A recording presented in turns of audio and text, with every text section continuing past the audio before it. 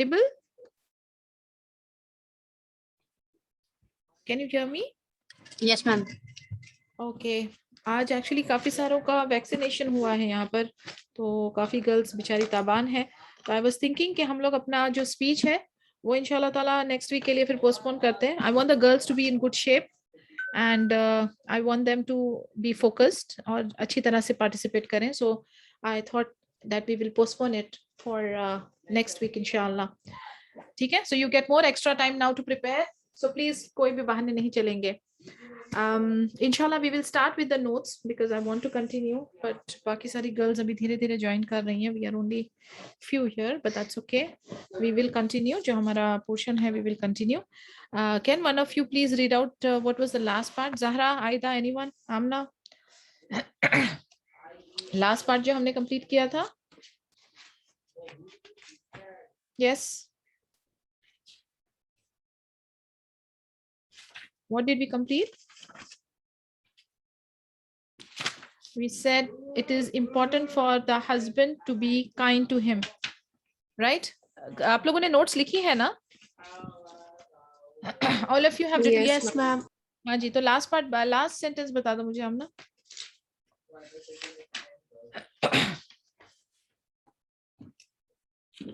What is the last part?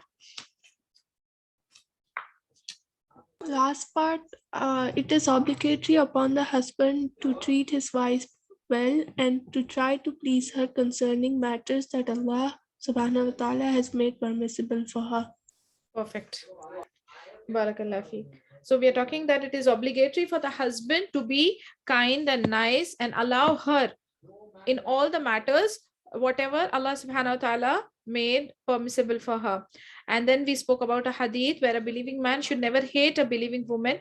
If he dislikes one of her characteristics, he will be pleased with another. Okay. This was also mentioned during his speech of farewell pilgrimage. Okay. Hajjat al-Wida जब हुआ था तभी भी जो खुतबा था, the last khutbah, the last sermon we call it, उसमें भी इसका mention है. Verily, I advise you to treat women well. They are like prisoners under your authority. You have no rights over them other than that, unless they come with a clear illicit act. If they do that, then avoid them in their beds and beat them in a non-violent manner. If they then obey you, do not seek any means of regress against them. Truly, you have rights over your wives, and your wives have rights over you. As for rights over your wife, they are that they do not allow anyone to come to your seating that you dislike, and that they do not allow anyone into your houses that you dislike, and their rights over you are that you treat them kindly with respect to their clothing and food. So it's a very, very important instruction here. Nabi Sallallahu Alaihi Wasallam is giving clear instructions how to treat women. किस तरीके से औरतों के साथ बर्ताव किया जाए. They are like prisoners under your authority. यानी आप उनके ऊपर authority हो. Okay, अभी don't get instigated by the words कि prisoner क्यों, slaves क्यों, ऐसे क्यों.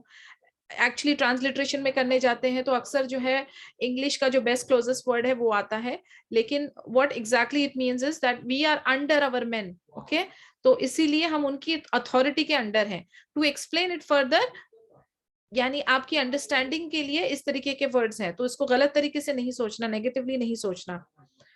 तो दोनों के एक दूसरे के ऊपर राइट्स हैं. अगर in case for example if the women does something, यानी अगर वुमेन के हाथों कुछ फोर्निकेशन हो जाता है, तो what you should do, then you should avoid them in the beds, यानी वो लोग अपने बिस्तर अलग कर लेंगे for some time.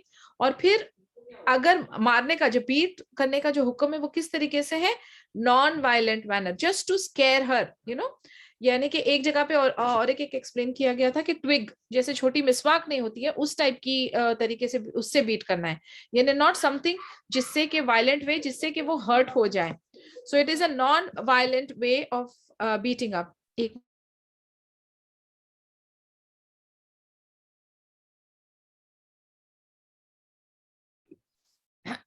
okay, and non-violent manner, and then if they then obey you, अगर वो फिर आपको obey करती हैं तो you cannot again do anything against them, या उनको आप suppress और regress नहीं कर सकते. Okay, so if they are seeking that they agree to obey you, then you have no way to suppress or regress them again. आपके हुकूक हैं wives के ऊपर और वाइफ्स के भी आपके ऊपर हुकूक हैं. वाइफ के जो हुकूक है ना, या the duty of the wife is कि whosoever you dislike, अगर हस्बैंड किसी को पसंद नहीं करता तो वो उनको अपने घर में नहीं ला सकती.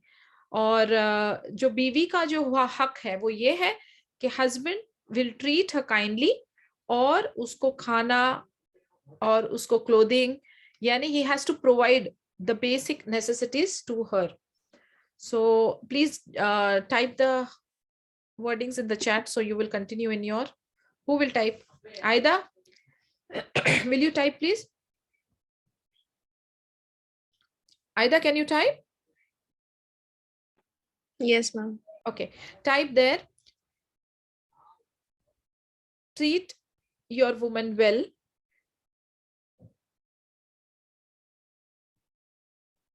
They have certain rights over, wives have certain rights over husband, and husbands have certain rights over wife.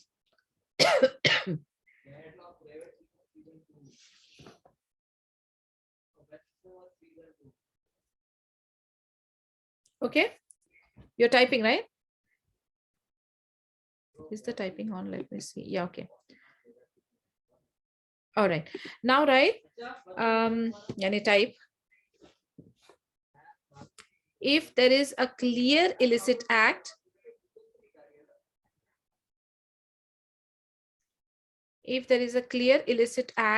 then avoid them in their beds.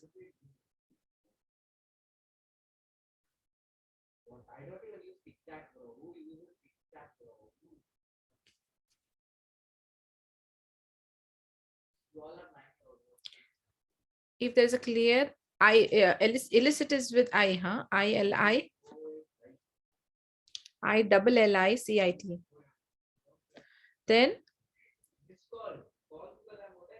Then avoid them in their beds, and beat them in non-violent manner. Beat them in non-violent manner. This is just to scare them, not to hurt them, mind you. Beat them in a non-violent manner.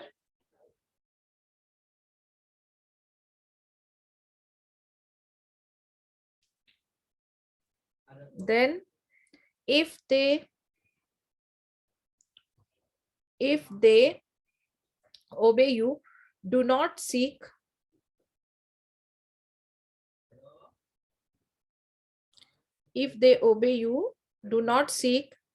any means of regress against them. If they obey you, do not seek any means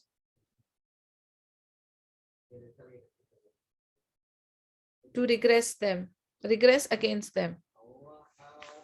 All right. And what are the rights? The rights over your wives, that they do not, so just write their wives is equal to, they do not allow anyone to come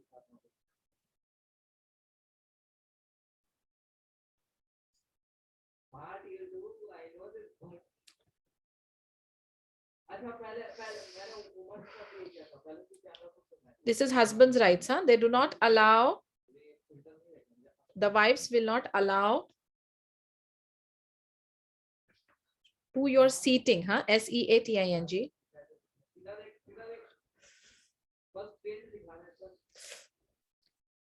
That Ma'am, did you repeat? Sorry, yeah, the rights, husband's right over their wives is that the wives do not allow anyone in their house whom the husband dislikes.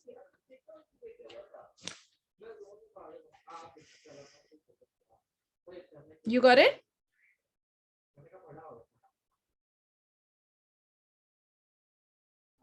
Husband's rights over their wives is that the wives do not allow anyone in their house whom the husband dislikes. Good. And wives' rights over their husband is that the husband treat them kindly with respect to their clothing and food.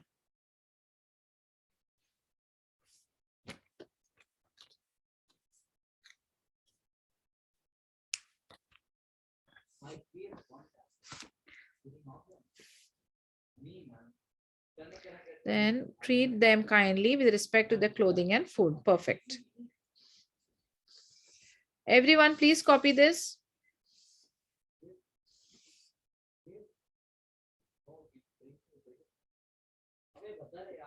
Okay. If a man has more than one wife, it is obligatory upon him to be just and equitable to them with respect to food, housing, clothing, spending nights with them, and any other material issues. Yani, if a husband has more than one wife, then what should be? It is obligatory. Please type there. It is obligatory on the husband, if he has more than one wife, to be just and equitable with them in regards to food, housing, clothing, spending night with them, and any other material issues.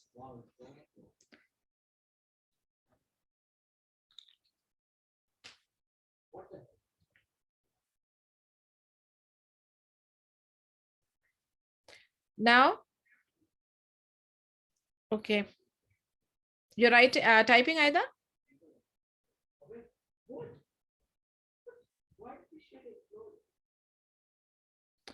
So अगर एक से ज्यादा wife हुई तो husband को जो है अदल करना पड़ेगा. What is the दलील? किसी को इसकी दलील पता है? Zainab, you know any hadith? Anyone? Zahra? To be fair and just with the wives. इसकी किसी के पास दलील है? कभी सुना है आपने?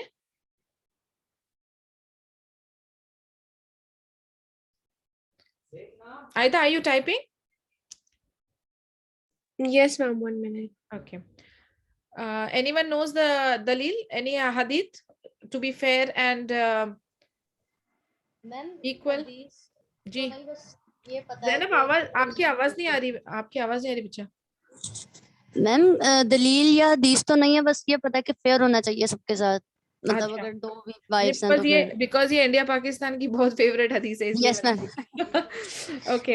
इसमें ऐसा है कि देयर इज अ हदीथ in which Nabi Sallallahu Alaihi Wasallam says, whoever has two wives and he shows favoritism to one of them, he will come on the day of judgment with one of its sides hanging down. यानी कि अगर किसी की दो wives हैं और उसने एक के साथ फेवरेटिज्म किया, दूसरे के साथ अदल नहीं किया, तो यौमुल आखिरा के दिन वो एक साइड उसकी हैंगिंग होगी, यानी वो पूरा कामिल नहीं होगा. It is a very scary situation. However, there is no sin if he is inclined to one in his heart only. यानी अभी ये तो जरूरी नहीं है कि अगर एक से ज्यादा वाइफ्स हो और उनके साथ इक्वली प्यार किया जाए. ठीक है, मटेरियल जो प्रोवाइड करना है वो आप इक्वल कर सकते हो, लेकिन दिल का मामला कैसे आप सेटल करोगे? सो दिल के अंदर अगर आपकी इंक्लिनेशन, एक आपकी मोहब्बत किसी एक वाइफ के साथ ज्यादा है, तो दैट इज अंडरस्टैंडेबल. क्योंकि Allah Azza wa Jal, he says in Surah number 4, verse number 129, you will never be able to do perfect justice between wives, even if it is your ardent desire. So do not incline too much to one of them by giving her more of your time and provision, so as to leave the other hanging. That is neither divorced nor married. तो यानी दिल का मामला तो है इसमें, लेकिन उसकी गुंजाइश है. Because we have seen in the past, नबी सल्लल्लाहु अलैहि वसल्लम की फेवरेट वाइफ कौन थी? Who was the favorite wife of Nabi sallallahu alaihi wasallam? Can anyone tell me?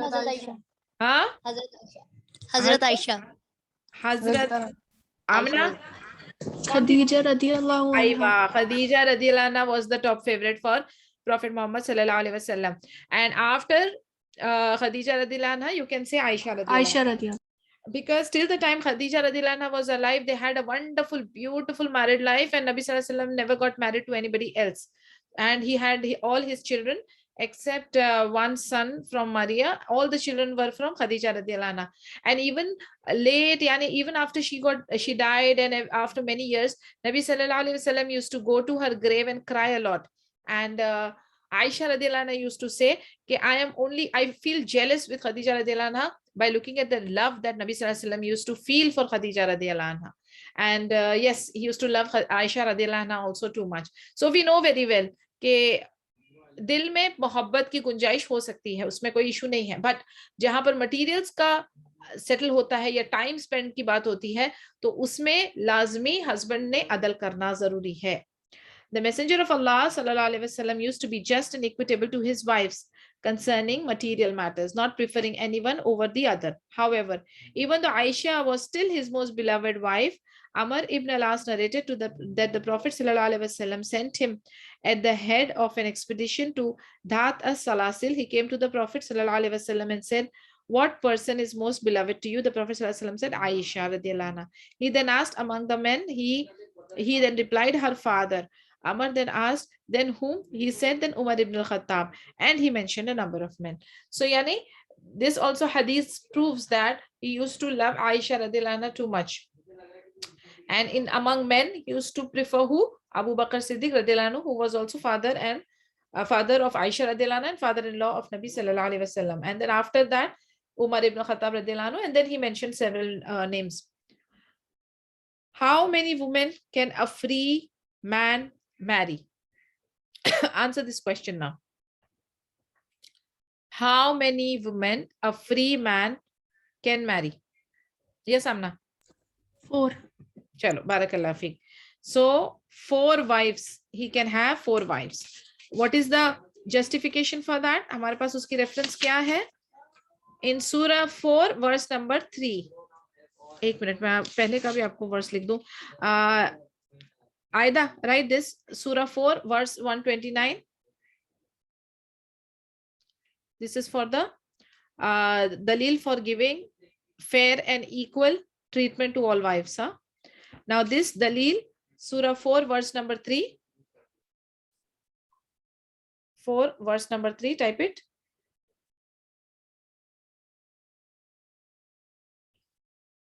This is for giving or showing us the permissibility of marrying 2, 3, or 4 wives. So in this verse, the last part comes like this: then marry women of your choice, 2 or 3 or 4. Additionally, when Ghailan ibn Salama embraced Islam, he had 10 wives. The Prophet ﷺ told him, retain 4 of them and separate from the rest. Qais ibn al-Harith also said, I embraced Islam while having 8 wives. I came to the Prophet Muhammad ﷺ and told him that, and he said, choose 4 of them. Yani, you cannot have more than 4 at any given point of time. A free man can have only 4 wives. So we have references here. There are some of the Sahabas, they had some 10 wives or 8 wives. So when Nabi sallallahu alaihi wasallam came to know, he said, select 4 and leave the rest. Woman, that one is prohibited to marry. Allah Azza wa Jal says, this is Surah number 4, verses 22 to 24.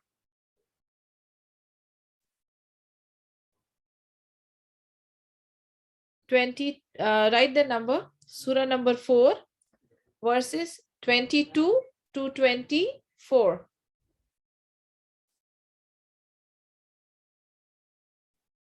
Okay.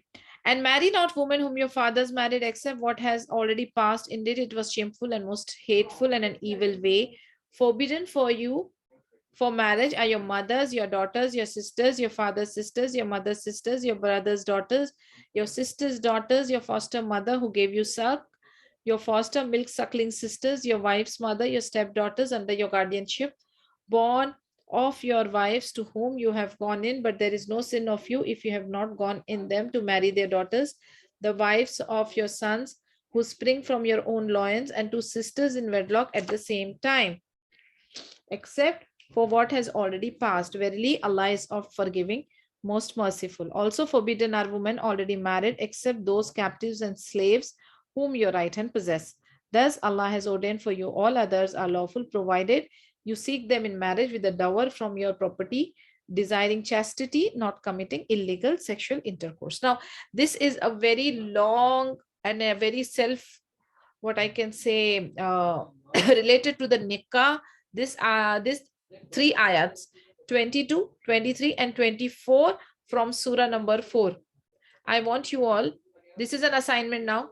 Please write their homework. Surah number 4, ayat 22 to 24. I want you to read the tafsir. This is very, very important. Either put this in the group also as a homework, huh? Yes, ma'am. And also add a message there that the speech will be on in our next session. That will be Tuesday, inshallah. We canceled it today because a lot of girls got their vaccination and they are feeling down. Okay, so in this ayat, if you will read in detail, you will come to know to whom marriage is mamnu, forbidden. Let me ask you a question. Can a person marry 2 sisters at the same time? Can a man marry a Yazahra? No. Why? Dalil? Give me reference. Ma'am, I don't have any reference. How come you don't have any reference? Just now I read it, no? Ma'am, Surah I number read it 4, ayat somewhere, 22 but to I 24. forgot. Just now I read it. This is the reference. See, it says, and 2 sisters in wedlock at the same time. 2 sisters in wedlock at the same time. Now I will ask you another question. A man is married to a lady. That lady, she died. Can he marry her sister?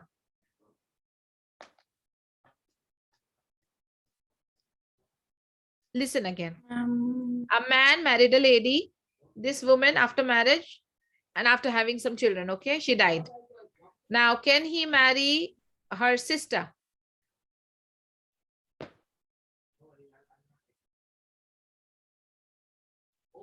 Ma'am, I don't know.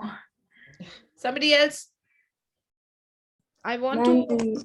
Yeah. Yes, Nabia. in ayah number 23, it says you can't marry your sisters also. See, when she is alive, at that time you cannot marry. But if the lady died and her sister is available and they are willing, then you can marry, isn't it? We can? Yes, if the sister is willing, the family is agreeing. When does it say mamnu? When they are alive and you take both sisters together as wives.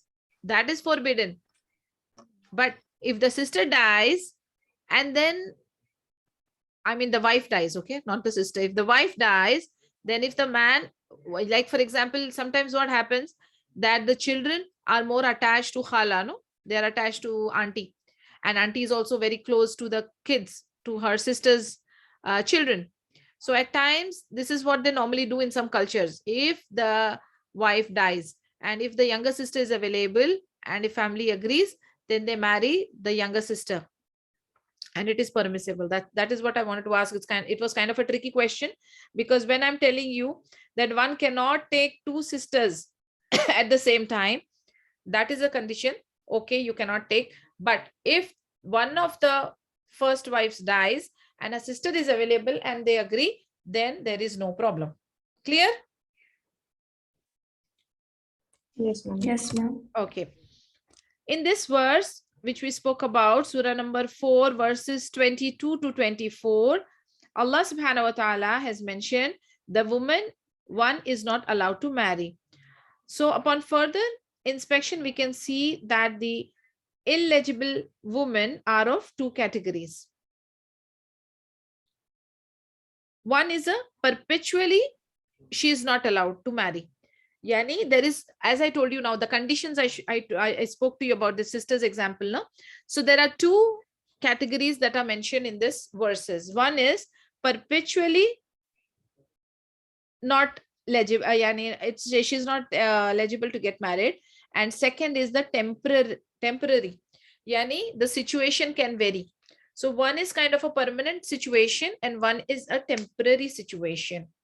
So permanent situation, yes, forever you cannot marry. Like for example, all the mahram relationships, marriage cannot happen. Okay, can somebody marry a cousin? Can somebody marry a cousin? Yes. Absolutely. Yes, you ma'am. can. Okay. Can somebody marry a stepdaughter? Ma'am, no, I don't think so. Absolutely. No, of course not. No, Of he course cannot. not. Can a chachu marry a niece? No. Can a mamu No. marry a niece? No. Okay. Can a nephew marry khala? No. No. Can a nephew marry puppu? No. Think and fast. You have to think. What is the relation which is mehram? Cannot marry. Whichever relationship is ghair mehram, that marriage can happen. So that is the reason why we do hijab and why we do parda and why we try to keep a distance, because wherever marriages are possible, you have to keep a distance, and wherever marriages are not possible, of course hijab has to be there, but there is a leniency. Haya will be there. I mean, it's not that we expect that, okay, in front of your mehrams you can just open up and come like that. No, haya will be there, but there is a relaxation. Okay, so you have to understand there is a chart of mehram and gair mehram. Inshallah, I will share it in the group. Just look at it. I want you to understand very clearly to whom the lady can marry, or it is permissible, and to whom it is not permissible. Okay, so we were talking about two situations where it is permanent, where the female is not allowed to marry, and then there is a temporary situation where a female can marry if the situation changes. In a temporary situation, such a woman is forbidden for a man to marry as long as she is in her present particular state. If her state changes, the prohibition ceases and she becomes eligible as a wife for the man. The causes for perpetual illegibility are blood relation, marriage ties, and breastfeeding ties. So three things I want you to type here. Either for the perpetual illegibility are blood ties, marriage ties, and breastfeeding ties, which means if there is, these days we don't have that kind of a setup, but just imagine that if somebody has suckled a baby, now this lady, she is giving milk to her son and she's giving milk to her, say, best friend's sons. Okay, now that 5 times minimum it is required to become a foster mother relationship. So 5 times, more than 5 times she suckled the baby. Now the baby is the foster brother. So marriage cannot happen between these two best friends' children. Why? Because there is a breastfeeding tie now. So the 3 ties or the 3 relations are, wait, I'll type it. Blood relations, marriage relations, and breastfeeding ties.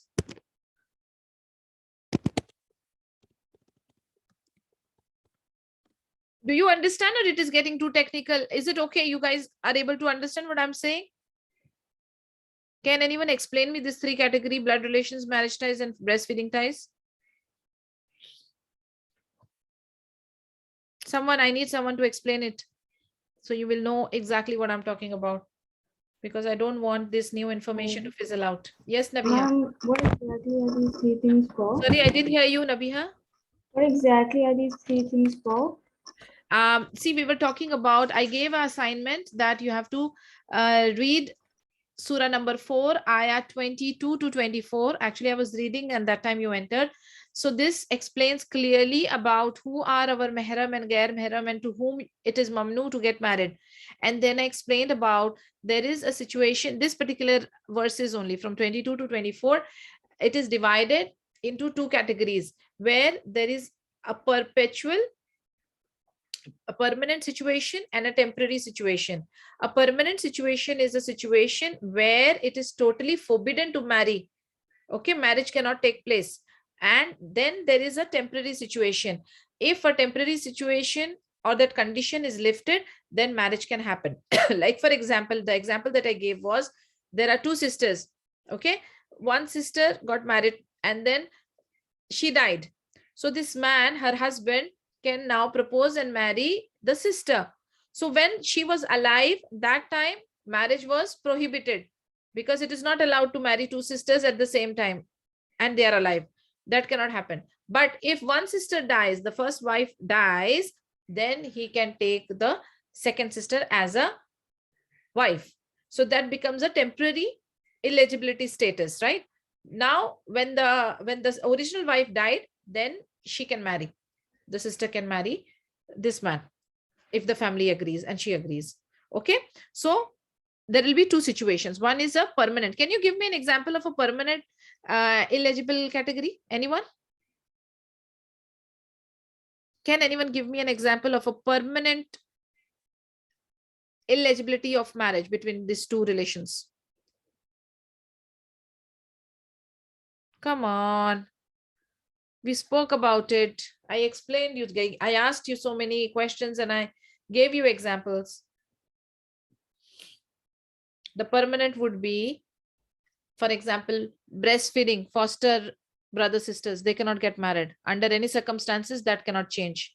Then khala, phuppo, mamu, chachu, all these relationships can change? No, they are blood relations. How can that change? Are you girls with me? Are we on the same page? Yes. Yes. And Nabiha, this now, the point that you asked, I'm coming to that point because I thought I'll revise it all over again. Now, the permanent ineligibility are blood relations, marriage ties, and breastfeeding ties. Blood relations, I told you, certain relations that will not change. Your khala, puppu, chachu, mamu, taya, all this will not change. Nani, your dadi, and all this status will not change. So you can never marry with your mehrams. Never, ever, ever. Okay. So that is permanent. Huh? Then marriage ties. Certain situation where people are alive and they are married. So that relationship will not change. Okay. And breastfeeding ties also will not change because once it is established, it is established. So if there is a foster sister brother, they cannot marry among each other. Clear? Yes, ma'am. Okay. Yes, ma'am. Those perpetually forbidden due to blood relations and mothers, daughters, sisters, paternal aunts, maternal aunts, nieces, via one's brothers and nieces via one's sister. Second, those perpetually forbidden due to marriage are like a son-in-law cannot get married to a mother-in-law. Of course not. Yani, even if the marriage between the husband and wife has not consummated, yet the son-in-law cannot marry a mother-in-law. You must be thinking, what am I talking? But there are situations in life that these things come up. So that is the reason we should know the ruling. We should know the fiqh. What is the ruling? What is the Sharia? You must be thinking, what is this nonsense? Why are we talking all this? This cannot happen. But in real life, there is so much ugliness and there is so much happening that, trust me, all these things happen. And we as Muslims, we as the students of knowledge, we should know what does our Islam teaches us. So it is better to know it. So don't feel disgusted or yucky about it. This is our subject. So please take it in a very lighter mode. So mother-in-law, it is not necessary that the marriage is consummated. The mother-in-law becomes perpetually forbidden due to the conclusion of the contract itself. Stepdaughters from a wife with whom one has consummated a marriage. Like I'll tell you now, a lady who is a widow with 2 daughters, okay? She marries a man. Now this man cannot marry the stepdaughters. He is the stepfather. So he can under any circumstances cannot marry stepdaughters. If a marriage contract is concluded, but the man does not consummate the marriage, then if there is a divorce of the woman or the woman dies, the stepdaughter is still eligible for the man. Allah has stated in the above quoted verse, but there is no sin on you if you have not gone in them. Now, if now this is a example of temporary ineligibility. How? This woman, she has daughters. She got married to this man.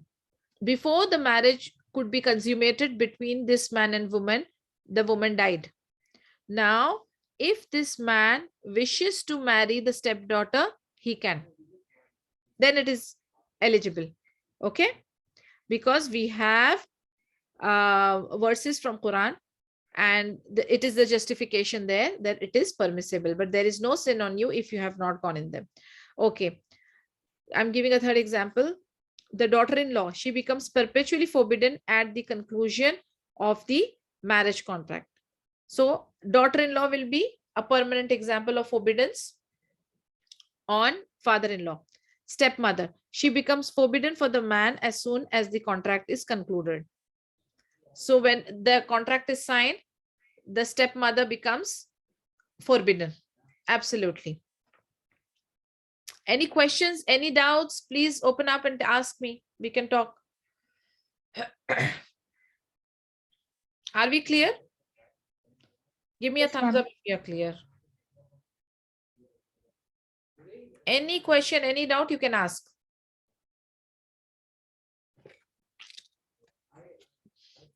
Amna, any doubts? Ma'am, Yeah, Aida. can you repeat the thing where a woman and the stepdaughter thing, if a man can marry and can you Stepdaughter? repeat that? Stepdaughter one? If a woman like dies and Yeah, the man okay. can marry the Yes, stepdaughter. okay. Stepdaughters from a wife with whom one has consummated a marriage. If a marriage contract is concluded, but the man does not consummate the marriage, okay? Then if there is a divorce or the woman dies, yani the marriage has not been consummated, the contract has been signed, but marriage has not been consummated, that they did not live together, okay? So if the woman dies, what happened? The stepdaughter is still eligible for the man. Okay, yani man can marry the stepdaughter, still eligible. Allah has stated in the above quoted verse, but there is no sin. Again, it's in the same paragraph of 22 to 24 verses. Huh? But there is no sin on you if you have not gone in them. Yes, Aida, clear? Okay. Those perpetually forbidden due to breastfeeding relationships are included. What is mentioned in the verse above? Your foster mother who gave you suck, your foster milk suckling sisters. Furthermore, the Prophet Muhammad ﷺ said, so we have a Quranic verse. Now we will see the hadith. Breastfeeding makes forbidden what is forbidden through blood relations. Yani whatever rules we have for a blood relation, the same restrictions will happen in a breastfeeding relationship also. So your real sister is your blood sister. Similarly, your foster sister, who is the breastfeeding, this is the breastfeeding tie. So she will be like your sister, your breastfeeding sister, and you have to follow the restrictions. So no marriage can happen at all. It's a permanent condition, okay? Based on this, the breastfeeding foster mother has the same place as the mother.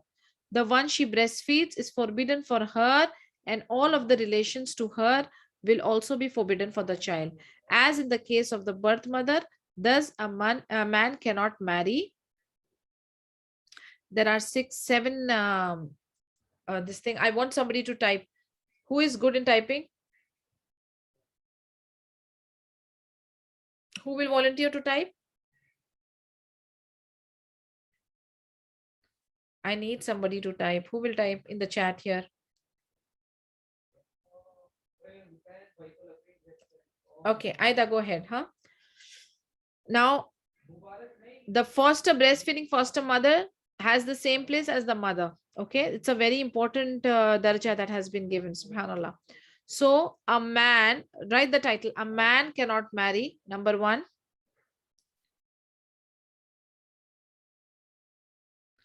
His breastfeeding foster mother.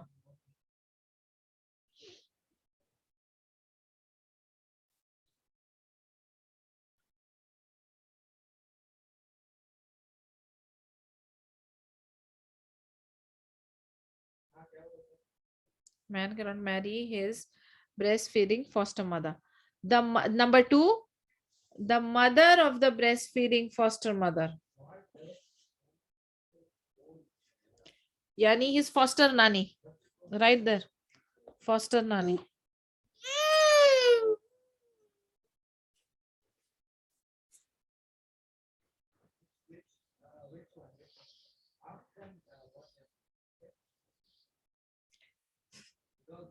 Okay. Number 3, the mother-in-law The mother-in-law of the breastfeeding foster mother.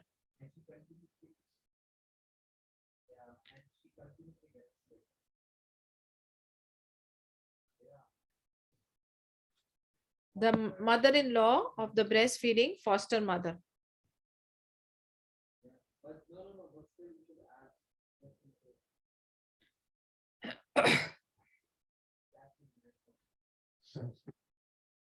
The mother-in-law of the breastfeeding foster mother. Number 4, the sister of the breastfeeding foster mother. The sister of the breastfeeding.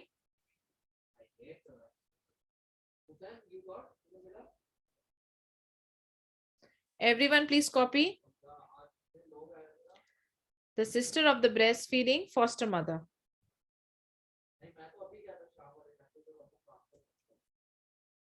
Number 5, the sister of the husband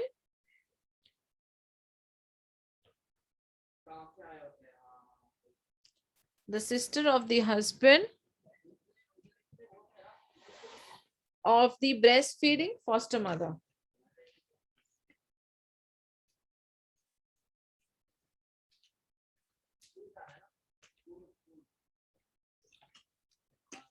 Sister of the husband of the breastfeeding foster mother. Number 6, the daughters and granddaughters of the breastfeeding foster mother.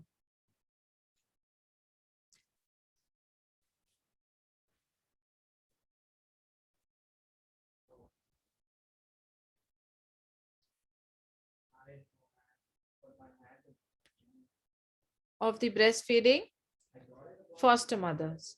And 7, sisters due to breastfeeding from the same breastfeeding foster mother. Sisters due to breastfeeding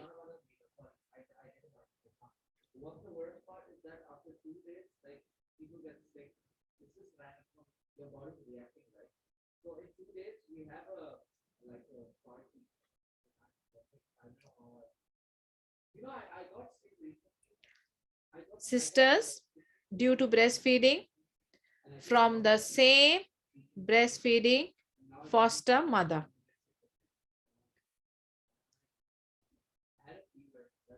Clear?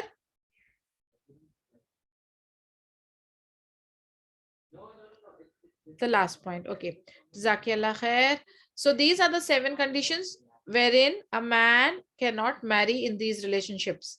Now there is a hadith which I spoke to you about how it is justified and what is the count.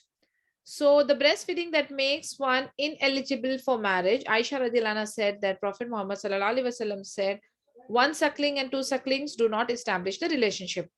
That forbids the 2 from marrying and so forth.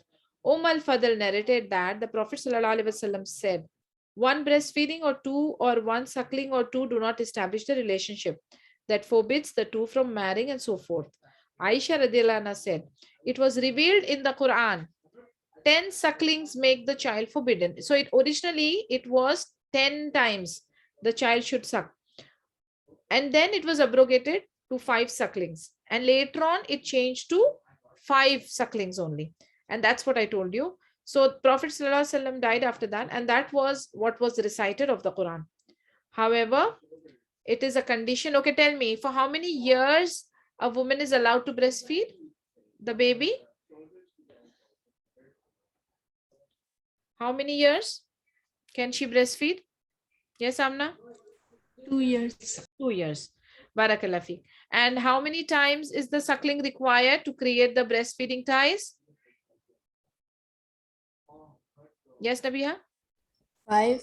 5 times. So these numbers you should know. Okay?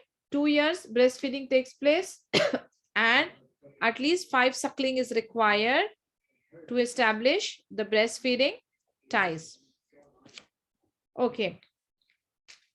The reference for the 2 years is in Surah Baqarah, ayah number 233. Please type the verse. Surah 2, verse 233.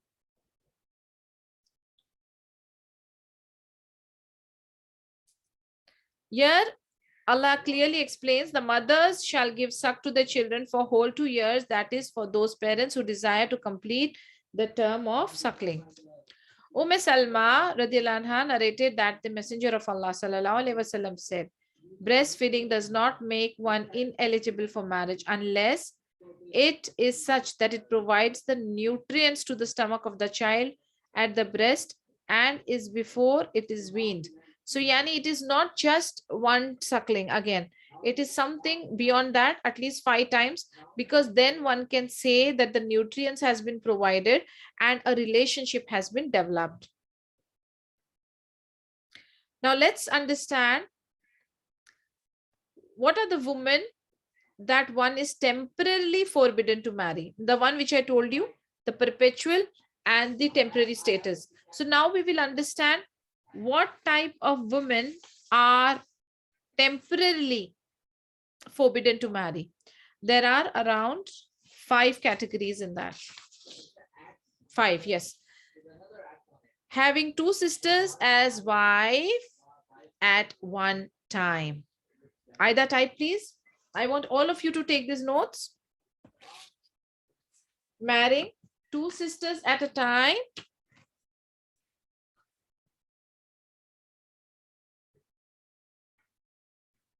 And we have a reference here from Quran. Again, the same surah 4, verse number 23.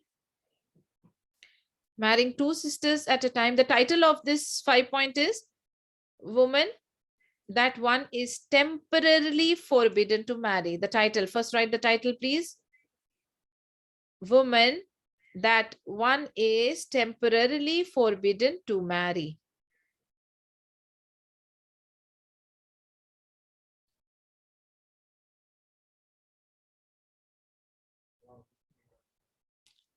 Type the title. Woman that one is temporarily forbidden to marry. And the first point is this then. Now copy paste this one. Wait, we'll put it as 1 point. Yes. The second one, okay, I gave you the reference. References, write the reference. Surah 4, verse 23. 2 sisters in wedlock at the same time, except for what has already passed. In the past, before the advent of Islam, people used to marry sisters together and keep them together. But then in Quran, it was revealed that it is not allowed. But what has happened in the past. People have done it and they are seeking forgiveness and they are rectifying it.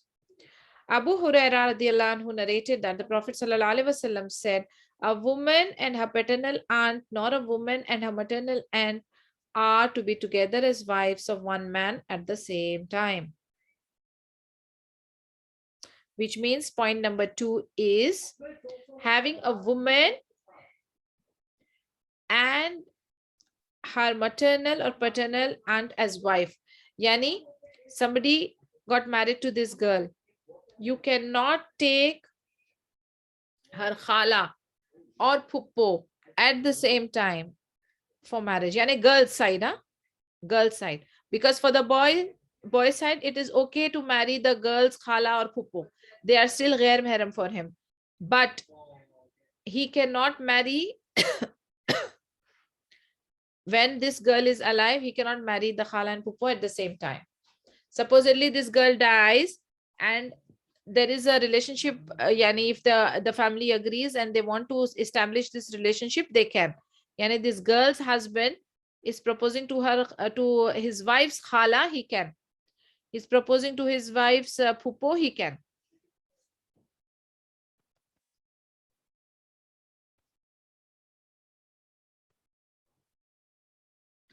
Okay, number 3. The wife of another man or one going through a waiting period. Like for example, a couple is married, right? They are happily married. They are there in a nikah. Now another man cannot come and ask for this woman's hand until she is in the nikah of this man. Or if her husband died or divorced and she is in her waiting period, she is in her iddah and somebody will come and marry. No, that cannot happen. This temporary status or temporary ineligibility can be lifted up after the waiting period is over. Okay, so that is why it is coming in the temporary category. Number third, the wife of another man. Number third, the wife of another man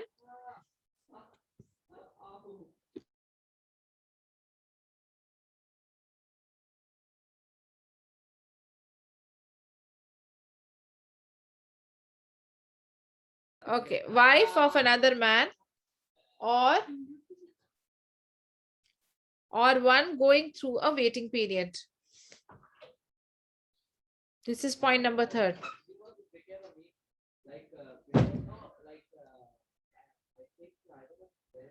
The wife of another man or one going through a waiting period, which is iddah.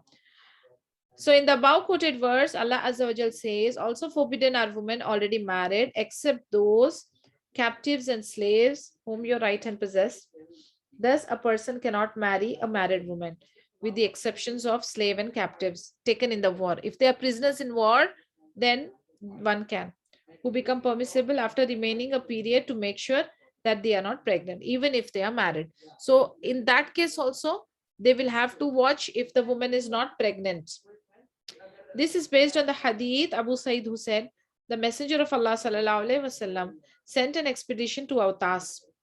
They met the enemy and fought them. They were victorious over them and took some captives. Some of the companions of Messenger of Allah sallallahu alaihi wasallam were refraining from having intercourse with them due to their husbands from the polytheist. Then Allah revealed the verse, also forbidden are women already married, except those captives and slaves whom your right hand possess. That is, they are permissible for them after they finish the waiting period. So the reference is from also a hadith where Nabi Sallallahu Alaihi Wasallam had sent the army to Autas for fighting for an expedition. They fought, they won, and they got the captives, the prisoners of the wars. Now these captives, they were taken by the winning party, and then they were taken as a partners, and physical relationship were established. But the Muslim men were afraid that this captives or this prisoner of war, they are the wives of the mushriks. So can we have them or take them in our relationship? That time this verse was revealed and it clarified their doubt, which was like, yes, they can, if the person is a captive or a slave. So they just wait for the waiting period and they can have them. The woman that one has divorced 3 times. So the fourth point is the woman that one has divorced 3 times. 3 times, yani 3 different occasions when the divorce was given and it was carried on. So the final divorce happened. So this lady, one can marry after the waiting period is done.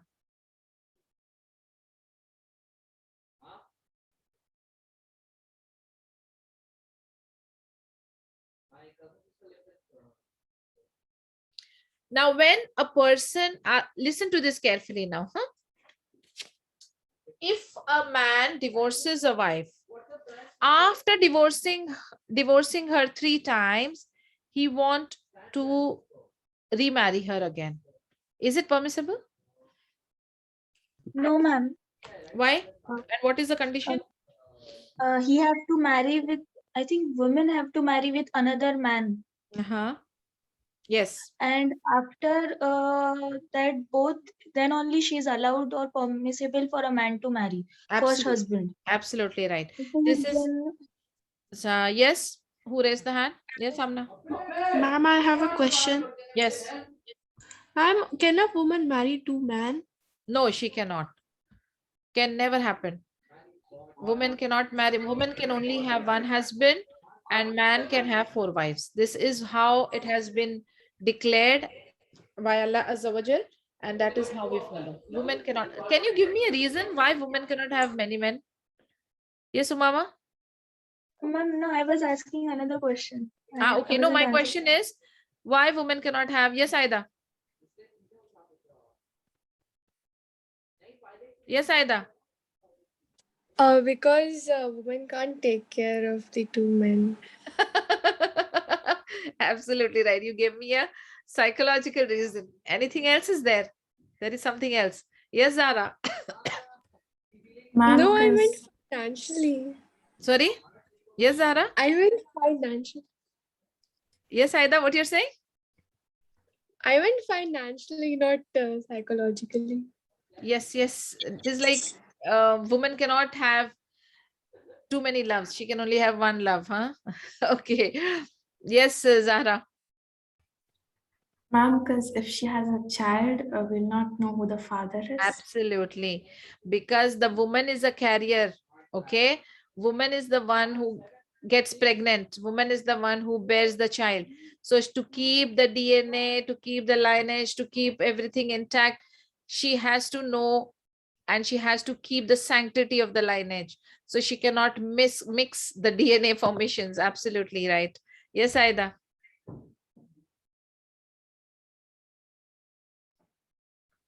By mistake. Okay. Anybody else has got any point of view? Yes, Umama. Ma'am, I have one question. Ma'am, it is said that women get only husband in Jannat, right? But what if she had married first husband and he died and she married second, which means will she have two husbands in Jannah? Which means Baki, see whatever information we get, but the information in this regard is that the last husband is what she will get. Baki Allahu Alam. But what I have read and what scholars have revealed is this, that if a situation has arisen where a woman, she married, then her husband died, and then she remarried again. So which husband she will have? The last one, the latest. Okay, Baki ma'am. Allahu Alam. Yes, it's very interesting. All these questions are very interesting, but my time is up and I have a very important meeting. So inshallah, I will see you girls next week, and we will have the speech also next week. Okay. I want somebody to copy this entire chat quickly in the WhatsApp group, please. Somebody has taken it. Yes, I took it. Amina, post the entire thing in the WhatsApp group, please. Okay. Okay, girls, I need to rush. See you inshallah. Okay, ma'am. Subhanallah wa bihamdika nashhadu an la ilaha illa anta nastaghfiruka